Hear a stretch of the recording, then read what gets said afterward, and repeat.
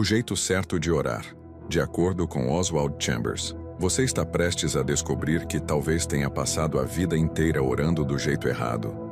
Isso pode parecer duro, mas é libertador. Porque quando você entende o que realmente acontece na oração, não aquela repetitiva e vazia, mas a oração que rasga o céu e transforma a alma, tudo muda. A maioria das pessoas clama, repete frases, faz listas para Deus como se ele fosse um atendente cósmico, esperando ordens. Mas Oswald Chambers revelou um caminho totalmente oposto. Uma oração que não é sobre pedir, mas sobre morrer. Não sobre conseguir, mas sobre render-se. O que você vai ouvir agora pode desconstruir tudo o que você aprendeu sobre oração e iniciar um renascimento espiritual em sua vida. Mas se ignorar, tudo continuará como está. A escolha é sua. Poucos compreendem que a oração não é uma ponte para pedir bênçãos, mas uma fornalha onde a vontade própria é queimada. Chambers dizia que a oração autêntica é um altar de sacrifício, e não um palco para necessidades humanas. Já sentiu que ora e nada muda? Já se perguntou por que suas palavras parecem não atravessar o teto? Talvez seja porque você ainda está tentando controlar Deus com suas orações, ao invés de deixar que Ele o controle nelas. O verdadeiro devocional diário cristão não começa com Deus, me dá isso, mas com Deus, toma tudo. Oração real não exige entrega, e isso só é possível quando o ego começa a morrer. Exatamente o que a maioria teme, mas o único caminho para a vida espiritual profunda. A maioria das pessoas ainda acha que orar é falar muito, convencer Deus, repetir até cansar. Mas a oração de verdade começa onde o ruído acaba. Chambers alertava que a oração não é uma técnica de convencimento, mas uma submissão à voz divina. E aqui está o choque. Orar do jeito certo é deixar de lado todo o desejo de resultado. Isso parece loucura, não é? Mas é o princípio do reino. Quando você ora esperando algo específico, pode estar tentando manipular espiritualmente. Mas quando ora apenas para que Deus seja glorificado, sem querer controlar o rumo, aí sim o céu se move. A verdadeira oração cristã é como um deserto. Silêncio, presença, fogo e nada mais. E nesse nada, tudo é transformado. Pare por um instante e respire. Feche os olhos. Sinta o lugar de onde você ora. É do medo? Da necessidade? Da ansiedade? Ou é do lugar secreto onde você sabe que Deus é tudo, mesmo que você não tenha nada? Chambers ensinava que a oração não muda Deus, ela muda você. E essa mudança é dolorosa, porque a oração verdadeira revela a sujeira que o orgulho esconde. Ela desmonta você, faz o Espírito Santo cavar lugares que você jamais queria olhar. E é nesse ponto que muitos param, quando a oração começa a ferir. Mas é ali que ela começa a curar. Quando você ora assim, não para pedir, mas para se despir, você começa a ouvir a voz de Deus de um jeito que não se ouve em multidões, nem em pregações, apenas no silêncio onde Ele reina. Esse caminho de oração foi ensinado há séculos. Os pais do deserto, os místicos cristãos, os santos de joelhos sabiam disso. Não se ajoelhavam para serem vistos. Não clamavam para serem ouvidos por homens. Eles entravam em lugares espirituais que poucos ousam tocar. Chambers fazia referência ao próprio Cristo no Getsemane, onde a oração se tornou suor de sangue, e a vontade do Pai esmagou a carne do Filho. Orar como Jesus orou é aceitar que a resposta pode ser um não. É continuar confiando mesmo quando o céu parece calado. Isso não é fraqueza, é maturidade espiritual. Uma fé viva não precisa de sinais, precisa de entrega.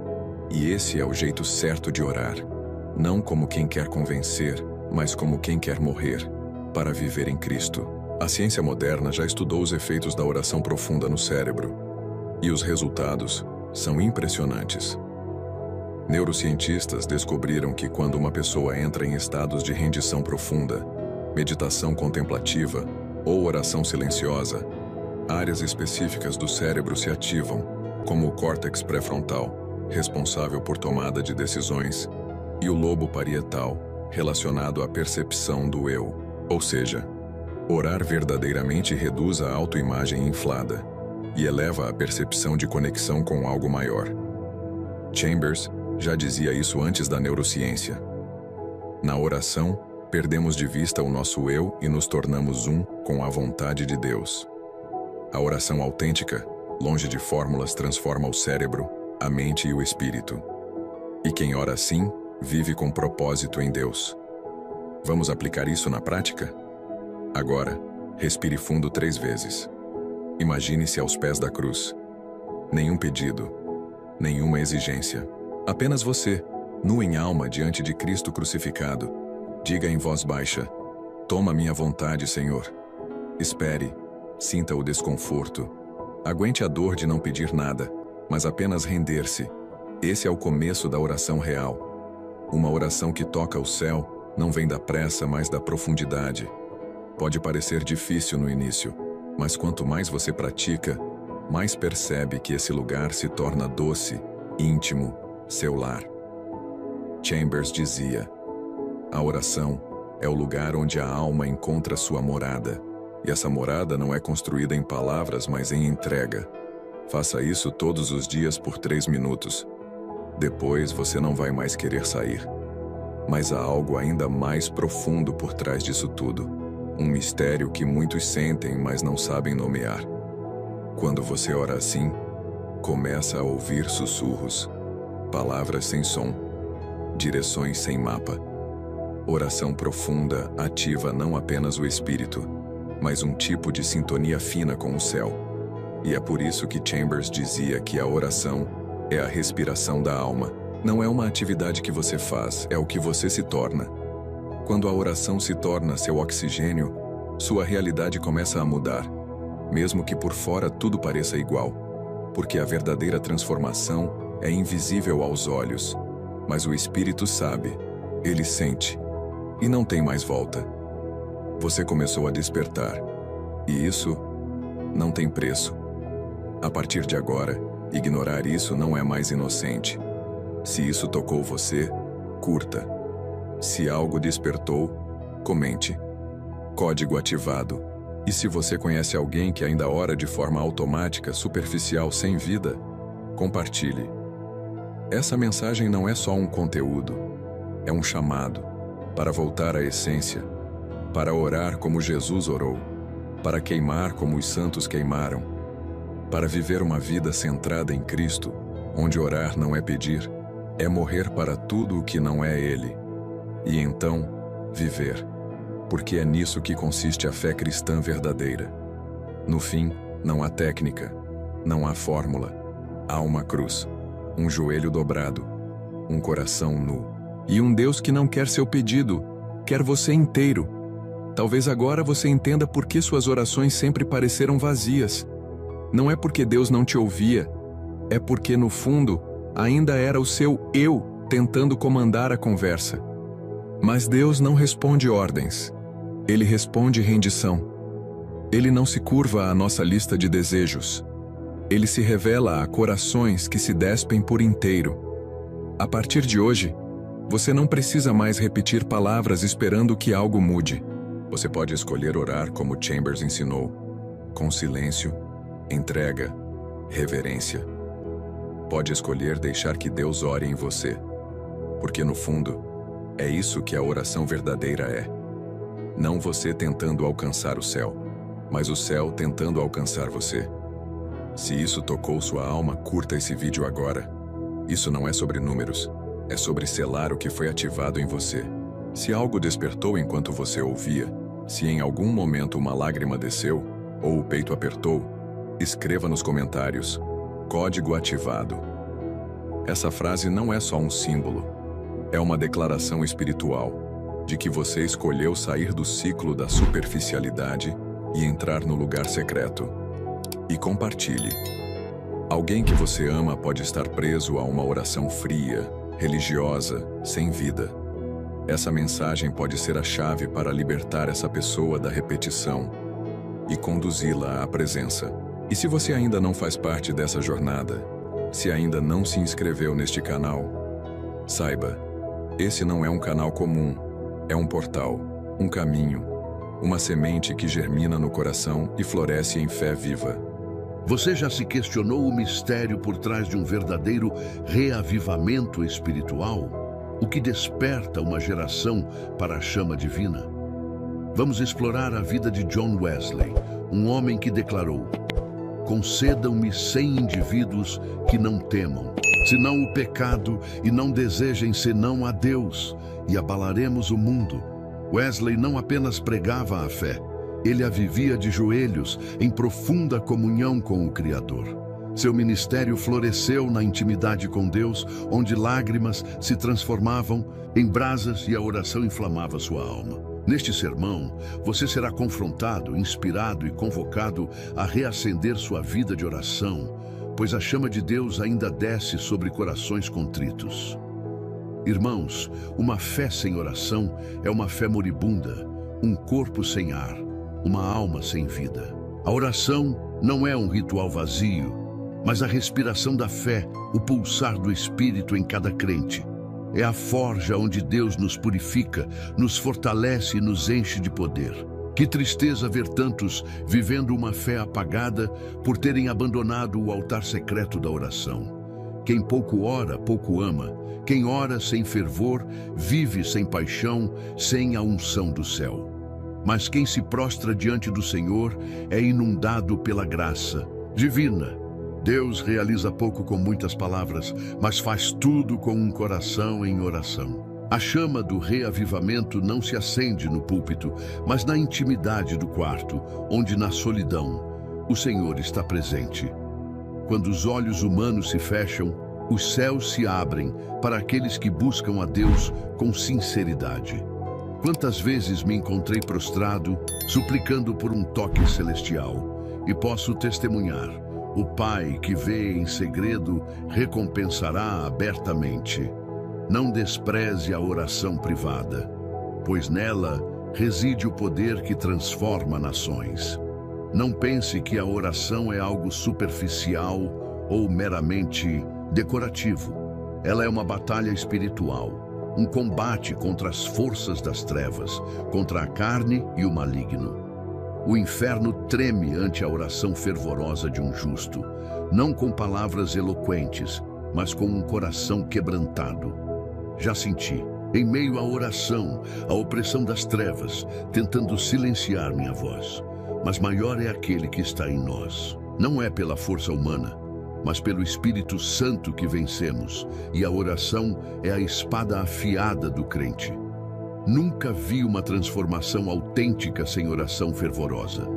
Os grandes avivamentos que marcaram gerações, da Inglaterra às Américas, da África aos confins da Ásia, todos começaram em pequenos grupos, com homens e mulheres comuns, mas com um clamor extraordinário. Gente que se lançou aos pés de Deus com lágrimas, sem buscar aplausos ou reconhecimento, sem almejar fama, mas sim o fogo do Espírito Santo.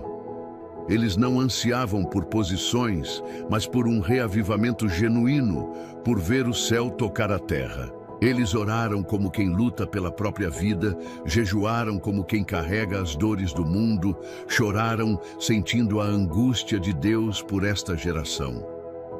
Você almeja a transformação em sua igreja, em sua cidade, em seu país? Então, busque a intimidade com Deus. Não comece com o microfone, mas com os joelhos no chão. Não pense em multidões, mas em lágrimas sinceras. Lance-se diante do Senhor, esquecendo seu nome e fixando o olhar no céu. É assim que o mundo é abalado, quando um povo ora com fervor até que a terra trema. A oração verdadeira não apenas suplica, ela transforma quem ora. Não é um roteiro decorado, mas um ato cirúrgico que rasga o orgulho, desarma as defesas, quebra o ego, expondo a alma diante da santidade de Deus. Antes de mudar o mundo, Deus muda o homem. Antes de levantar um pregador, ele forma um intercessor. Antes de enviar alguém às nações, ele o prepara na solidão, na dependência total dele. Foi nos momentos de maior solitude, com o rosto no pó, que recebi as maiores instruções do Espírito. Não foi no púlpito, mas no quarto. Não foi em conferências, mas no silêncio da madrugada. Foi chorando diante de Deus que ouvi a sua voz. Foi gemendo em silêncio que compreendi seus planos eternos.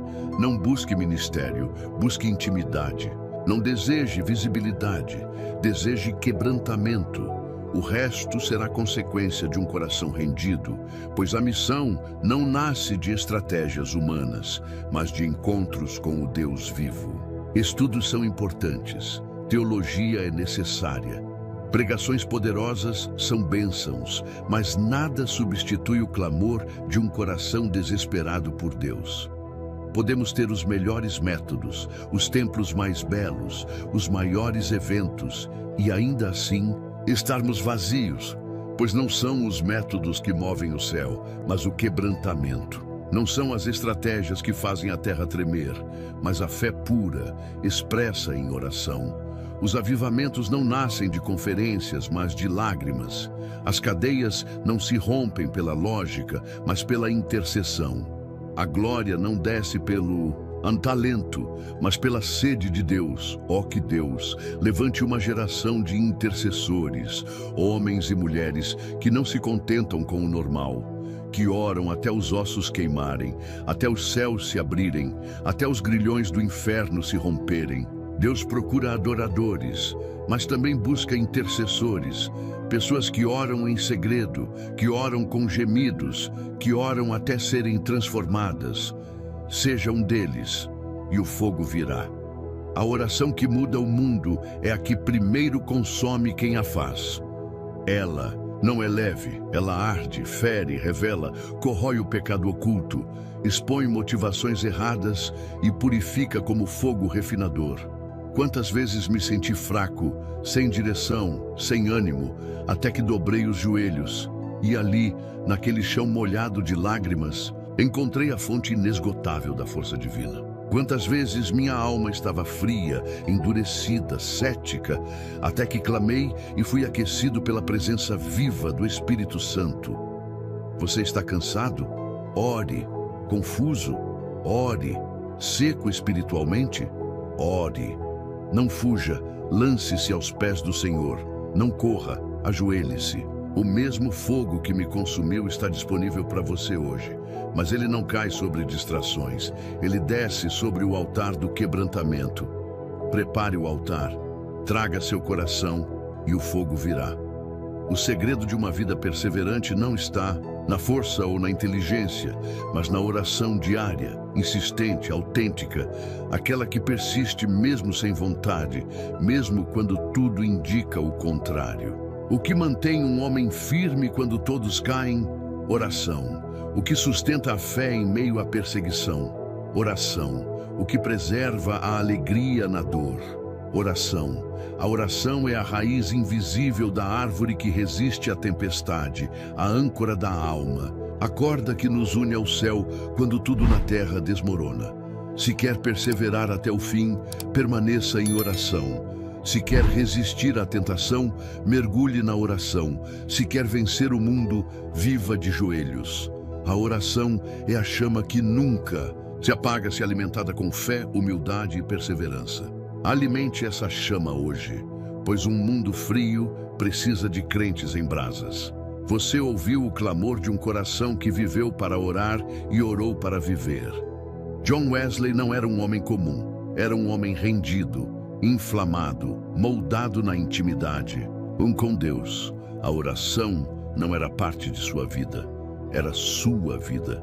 E hoje, esse mesmo fogo pode incendiar você. Nas profundezas de uma oração que transcende o tempo, uma oração de intimidade lancinante entre o Filho e o Pai, encontramos palavras que deveriam ecoar em cada fibra do nosso ser. Eles não são desse mundo, como também eu não sou. Imagine a cena, amado ouvinte. Cristo, prestes a enfrentar a cruz, não eleva uma súplica genérica e impessoal. Seu coração sacerdotal se derrama em favor de um povo específico, um tesouro particular. Ele declara abertamente imediatamente com uma clareza que nos assombra e conforta ao mesmo tempo. É por eles que eu rogo, não rogo pelo mundo, mas por aqueles que me deste, porque são teus. Ao mergulhar nessas palavras sagradas, uma única e vital questão emerge, como uma luz que busca frestas em nossa alma. Quem são essas pessoas? Quem são esses indivíduos tão imensamente favorecidos, cujos nomes estão gravados nas palmas de suas mãos e cujas vidas são o objeto de uma intercessão celestial? A resposta, tão simples e ao mesmo tempo tão profunda, nos é dada. São aqueles que não pertencem a este mundo. São um povo que respira um ar diferente, que vive por um código superior, que marcha ao som de um tambor celestial, inteiramente distintos da multidão. Contudo, é preciso fazer uma distinção crucial, uma linha que separa o ouro da pirita. Não se trata de uma mera estranheza ou de um sentimentalismo superficial. Existem aqueles, e talvez você os conheça, que se orgulham de não ser deste mundo de uma maneira doentia e inútil. São as almas perpetuamente ofendidas, os sentimentalistas que vivem imersos em novelas e poesias tristes, sempre choramingando sobre a brutalidade da vida real. Eles se consideram delicados demais para as tarefas comuns, para o trabalho honesto que sustenta a vida, vendo tudo isso como algo degradante para sua natureza espiritualizada. Sonham com uma cabana isolada ou uma caverna silenciosa, onde poderiam se afastar de tudo e de todos, nutrindo uma autopiedade que confundem com santidade. A verdade crua é que essas pessoas não são úteis nem para Deus nem para os homens. O mundo não sentiria sua falta se partissem, pois nunca participaram dele de forma significativa. A marca do verdadeiro cristão não é simplesmente não ser do mundo, mas sim não ser deste mundo, assim como Cristo não era deste mundo. Essa é a verdadeira medida. A diferença não reside em nossas peculiaridades excêntricas, mas em sermos diferentes nos mesmos aspectos em que o Filho de Deus, nosso bendito Salvador, era diferente. Ele era diferente em sua natureza, em sua missão e, acima de tudo, em seu caráter. E é nesse espelho divino que devemos nos examinar com temor e tremor. Aprofundemo-nos, então, nesta verdade avassaladora, começando pela natureza de Cristo. O que havia de mundano nele? Absolutamente nada. Em um sentido, sua natureza era puramente divina, e como tal era perfeita, imaculada, sem a menor mancha ou inclinação para as coisas terrenas e pecaminosas. Em outro, sua natureza humana, nascida da Virgem Maria, foi gerada pelo Espírito Santo, e por isso era de uma pureza tão cristalina que nela não havia resquício algum do pó deste mundo. Ele não era como nós, que nascemos com o mundanismo entrelaçado em nosso coração. Como bem disse Salomão, a tolice está amarrada ao coração da criança. Não apenas está lá, mas está firmemente presa, e arrancá-la é uma tarefa árdua. Assim foi com cada um de nós, mas Cristo não. Sua natureza não era deste mundo. Observe a diferença palpável. Ele se sentava ao lado do fariseu, mas qualquer olhar discernidor podia ver que ele não pertencia ao universo de autojustiça daquele homem. Ele conversou com a mulher samaritana junto ao poço com uma liberdade chocante para a época, mas quem não consegue perceber a distância abissal entre o mundo dela e o dele? Ele se misturou com publicanos e pecadores, comeu em suas mesas festivas, mas seus gestos santos e suas palavras celestiais o envolviam numa aura de santidade que provava que, embora estivesse com eles, não era um deles. Não havia um só ser humano que pudesse se colocar ao seu lado e dizer: ele é do meu mundo. Nem mesmo o amado João, que repousou a cabeça em seu peito, era do mesmo mundo, pois até ele, num momento de ira, desejou que descesse fogo do céu para consumir os que os rejeitavam, um sentimento que o Espírito de Cristo não podia tolerar nem por um instante. E assim, amado, é com o verdadeiro cristão. Em sua nova natureza, ele não é deste mundo. Muitos pensam que a diferença entre um cristão e um mundano é meramente externa. Um vai à igreja 2 vezes no domingo, o outro talvez nunca vá. Um participa da ceia, o outro não. Ah, que engano fatal! A distinção não é uma camada de tinta, mas uma mudança na própria essência da madeira. A diferença é de natureza, não de meras ações. Um cristão é tão diferente de um mundano quanto uma pomba é de um corvo ou um cordeiro de um leão. Você não poderia transformá-lo num mundano mesmo que tentasse. Você poderia levá-lo a uma queda temporária, a um pecado que o encheria de amargo arrependimento, mas não poderia fazê-lo amar o pecado e viver nele como antes. Ele é um homem nascido pela segunda vez. Em suas veias espirituais corre o sangue da família real do universo. Ele é um nobre do céu, um filho da pátria celestial. Sua liberdade não é apenas comprada, mas inata a essa nova natureza celestial. Ele é, em sua essência, irrevogavelmente diferente do mundo. Aqui, nesta mesma congregação, existem pessoas mais distintas umas das outras do que se pode imaginar. E não falo de distinções triviais como rico e pobre, ou culto e ignorante. Falo da grande e única divisão que realmente importa: morto ou vivo, espiritual ou carnal, cristão ou mundano. E se você, alma querida, é do povo de Deus, então sua natureza já foi transformada. E se sua natureza é celestial, sua missão também deve ser. A missão de Cristo nada tinha a ver com as ambições deste mundo. És tu um rei? Perguntaram-lhe. Sim, respondeu ele, mas o meu reino não é deste mundo. És um sacerdote? Sim, mas um sacerdote eterno, cujo ofício jamais será interrompido. És um mestre? Sim, mas minhas doutrinas não são meros códigos de moralidade terrena. Elas descem dos céus. Jesus não perseguia um objetivo que pudesse ser chamado de mundano. Ele não buscava o aplauso das multidões, a fama passageira, a honra que os homens podem dar. Sua missão era inteiramente de outra esfera. E você, crente, qual é a sua missão? Você tem uma, não tem? Sim, você tem. Você é um sacerdote para o Senhor seu Deus. Sua tarefa diária, sua função primordial é oferecer os sacrifícios espirituais de oração e louvor. Se alguém lhe perguntar qual é a sua profissão, qual é o seu cargo, a resposta mais profunda não deveria ser: eu sou um lojista, um médico ou um artesão. Não, a verdadeira resposta que ecoa na eternidade é: eu sou um sacerdote para o meu Deus. A missão para a qual fui comissionado é ser o sal da terra. Eu sou uma cidade edificada sobre um monte, uma luz que não pode ser escondida. Essa é a minha missão. Meu propósito fundamental não é deste mundo. Quer você seja um pastor, um diácono, um membro da igreja ou um profissional em qualquer área, sua missão principal é esta: ser um embaixador do céu, um reflexo de Cristo numa terra que não é seu lar. Sua ocupação terrena não é sua verdadeira ocupação. É apenas o campo onde você exerce sua sagrada vocação celestial. E essa missão celestial exige, inevitavelmente, um caráter celestial. E é aqui, neste ponto crucial do caráter, que a doutrina se torna uma lâmina afiada, separando a medula dos ossos, o verdadeiro do falso. Antes de prosseguir, meu coração se enche de angústia, pois sou compelido a reprovar muitos que se autodenominam cristãos. Quantos de vocês se aproximam da mesa do Senhor,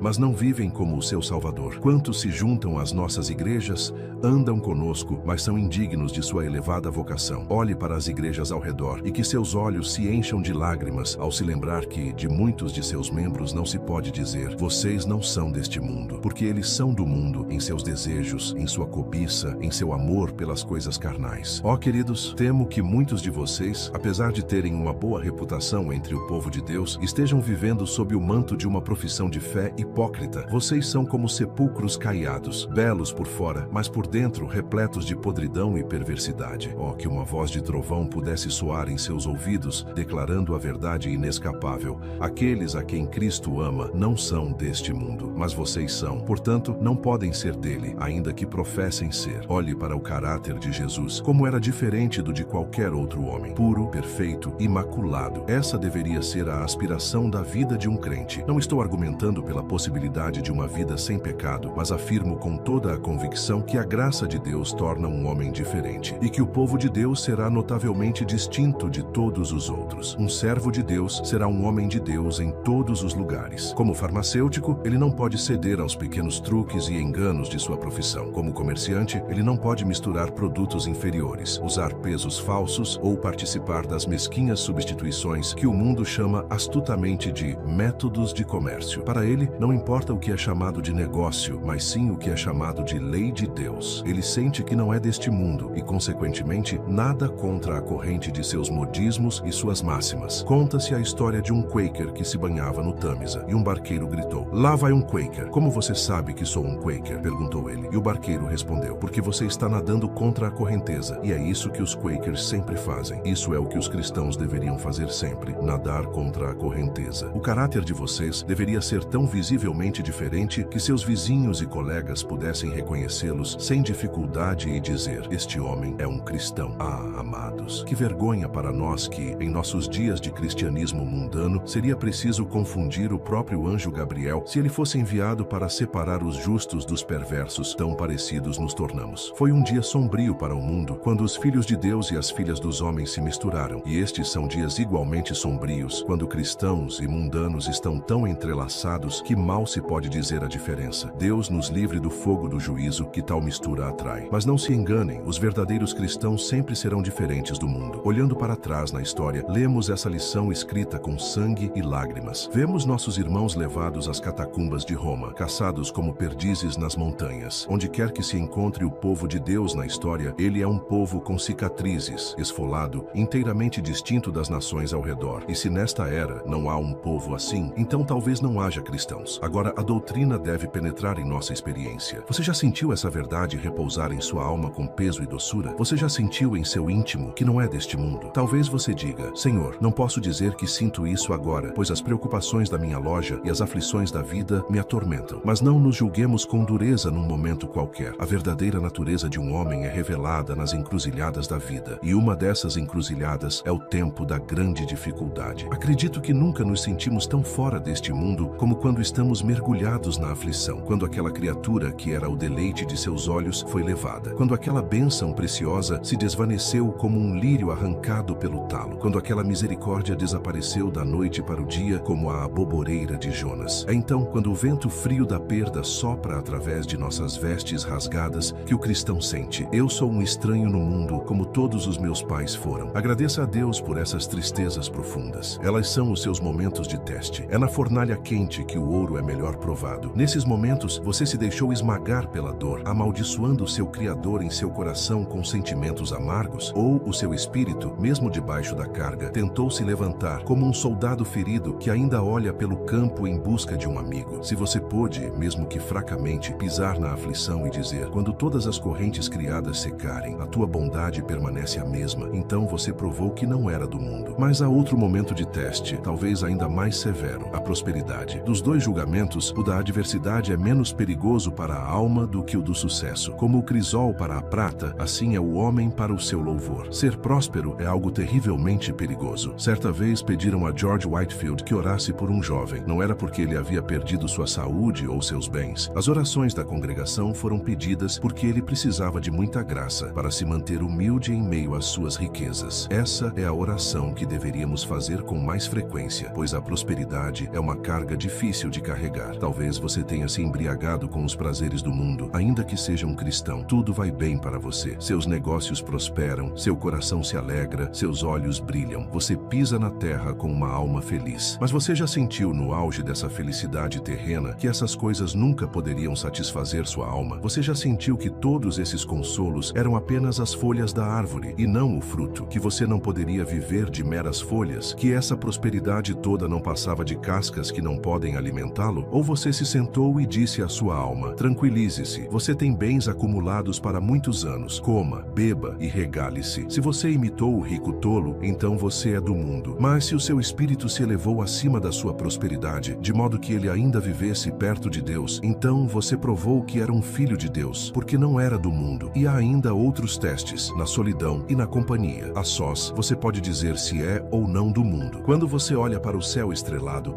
você vê apenas astros ou vê os olhos de Deus fitando você? Você já sentiu a glória de pensar que, para além daquelas estrelas, está a sua casa, não feita por mãos humanas? E na companhia? A companhia é um dos melhores testes. Você está numa festa, com conversas frívolas onde protestar seria visto como puritanismo. Você não sentiu seu espírito clamar: isto não é para mim. Eu estaria melhor numa reunião de oração do que nestas salas finas, sem a companhia de Jesus. Essa santa inadequação prova que você não é do mundo. Doutrina sem experiência é um esqueleto sem vida. É a doutrina vivificada pelo Espírito que edifica a alma. E agora, para a aplicação final, na prática. A você, homem ou mulher, que é do mundo, cujas máximas, comportamentos e sentimentos são todos carnais, ouça isto: sua jactância sobre o cristianismo é tão vazia como um fantasma, e se dissipará ao primeiro raio de sol do juízo. Se não existe uma distinção real entre você e o mundo, a condenação que é para o mundo será a sua condenação. É a solene verdade de Deus. Se você é como o resto do mundo, você não é dele. Recordo uma antiga história sobre um ministro que, hospedado numa pousada, não foi ouvido orando pelo proprietário. Pela manhã, a conta lhe foi apresentada. Não vou pagar, protestou o ministro, pois eu sou um ministro. Respondeu o proprietário. Você foi para a cama ontem como um pecador e vai pagar esta manhã como um pecador. Temo que este será o caso de alguns de vocês no tribunal de Deus. Você agiu como um pecador, amou o pecado como um pecador e cairá como um pecador, e sua porção será com aqueles cujo caráter era como o seu. Não vos enganeis, com Deus não se brinca. O que o homem semear, isso também ceifará. Agora me permitam falar aos verdadeiros filhos de Deus, e ao falar a vocês, falo a mim mesmo, pois sou tão culpado quanto vocês. Irmão, não temos sido frequentemente muito parecidos com o mundo? Em nossas conversas, não falamos como eles, não damos ocasião ao inimigo para blasfemar por não sermos tão diferentes quanto deveríamos? Lembremo-nos daquela terrível história do ministro que pregou um sermão fervoroso fervoroso que tocou profundamente um jovem. Mais tarde, porém, num jantar, o ministro cedeu a todo tipo de anedotas e ditos jocosos, e a leveza de sua conversa desfez toda a convicção no coração do jovem. Anos depois, em seu leito de morte, aquele jovem disse ao mesmo ministro: "Eu vou acusá-lo diante do trono de Deus de ser o autor da minha condenação." Que pensamento solene! Que isso nos ensine a restringir nossas línguas para não trairmos a verdade que pregamos com nossa leviandade. E finalmente, cristão, deixe-me confortá-lo. Você não é do mundo porque seu lar é no céu. Este mundo é apenas uma pousada. Você está aqui por pouco tempo. Um viajante não se importa com um pernoite um pouco desconfortável, pois sabe que pela manhã estará em casa. Acomode-se então com as pequenas inconveniências, pois em breve você será reunido na casa de seu Pai, em um novo céu e uma nova terra. Amém. Se essa mensagem tocou seu coração, compartilhe com alguém que precisa ouvir isso hoje.